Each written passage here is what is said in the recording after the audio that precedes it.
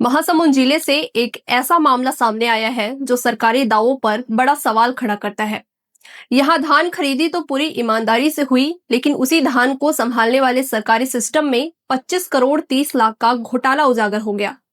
सरकार कहती है किसानों का एक एक धान खरीदा गया, लेकिन अब सवाल ये है कि वो दाना आखिर कहाँ गया। महासमुंद जिले के 5 सरकारी धान संग्रहण केंद्रों से 81,620 क्विंटल धान गायब है।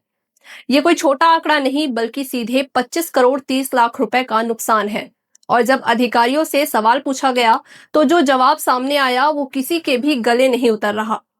कागजों में लिखा गया कि धान को गाय खा गई, चूहे कुतर ले गए, दीमक और कीट पतंगों ने नष्ट कर दिया, और ऊपर से मौसम भी जिम्मेदार है।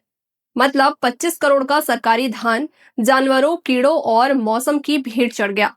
हकीकत तो ये है कि सत्र 2024-25 में महासमुंद जिले में 1 करोड़ 10 लाख क्विंटल से ज्यादा धान खरीदी हुई। राइस मिलरों के उठाव के बाद 22,88,000 क्विंटल धान महासमुंद, बागबाहरा, पिथौरा, बसना और सरायपाली इन 5 संग्रहण केंद्रों में रखा गया। धान की सुरक्षा के लिए कैंप कवर, प्लास्टिक, भूसा और फर्टिलाइजर पर 2.5 करोड़ रुपए से ज्यादा खर्च किए गए। फिर भी 81,000 क्विंटल धान गायब। सवाल यह है कि जब रख रखाव पर करोड़ों खर्च हुए तो इतना बड़ा नुकसान कैसे हुआ? क्या यह सिर्फ लापरवाही है या फिर कट कमीशन और भ्रष्टाचार का खेल? मामले को लेकर कांग्रेस ने सरकार और प्रशासन पर सीधा हमला बोला है। कांग्रेस का आरोप है कि ये महज चूहे गाय का मामला नहीं, बल्कि एक बड़ा धान घोटाला है। उधर प्रशासन ने संग्रहण केंद्र प्रभारियों को नोटिस जारी कर जवाब मांगा है, लेकिन जवाब सबके एक जैसे हैं। अब बड़ा सवाल यह है कि क्या इस घोटाले में जिम्मेदार अधिकारियों पर कार्रवाई होगी या फिर 25 करोड़ का धान फाइलों में ही चूहे या दीमक खा जाएंगे।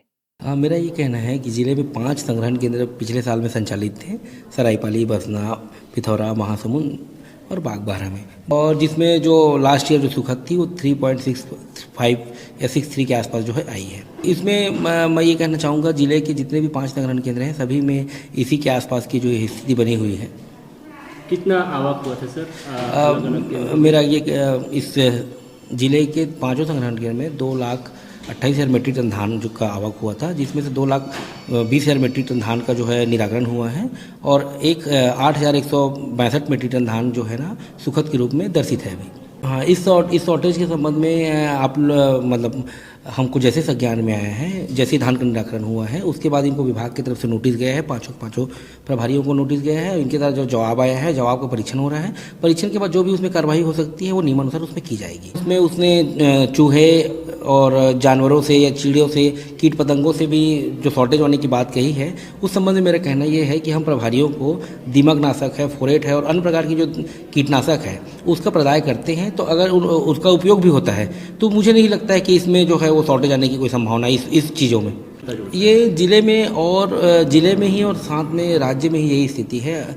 हर जगह जो शॉर्टेज है वो इसी के आसपास आई है और सभी प्रभारी लोगों ने मिलता जुलता ही जवाब जो है प्रस्तुत किया है। अब आगे की क्या कार्रवाई होगी? आगे इन पर जो है वो इनका परीक्षण किया जा रहा है। जैसे जैसे इनका जवाब है उसके हिसाब से प्रकृति को देख करके इनके ऊपर जो है कार्यवाही जो है की जाएगी। शर्मनाक घटना है। एक तरफ किसानों को परेशानी हो रही है, उसकी वजह से किसान आत्महत्या का प्रयास कर रहे हैं, और दूसरी तरफ सरकार धान में भी प्रशासनिक सहयोग से भ्रष्टाचार करने में कोई कमी नहीं कर रही। महासमुंद जिले के 5 संग्रहण केंद्रों में 22,88,000 क्विंटल का धान संग्रहित किया गया था, और अभी जो रिपोर्ट सामने आई उसमें से ये पता चल रहा है कि 81,620 क्विंटल धान उसमें से गायब हो गया है, और जिसकी लागत लगभग 25 करोड़ 30 लाख जिसकी कीमत होती है। इतना 25 करोड़ 30 लाख का धान गायब होना बहुत अपने आप में महासमुंद जिले के इतिहास में सबसे बड़े भ्रष्टाचार का चरम उदाहरण है। और मजे की बात है कि जो 81,620 क्विंटल धान गायब बताया जा रहा है, उसको गायब होने की वजह बताई जा रही है कि उसे चूहे खा गए,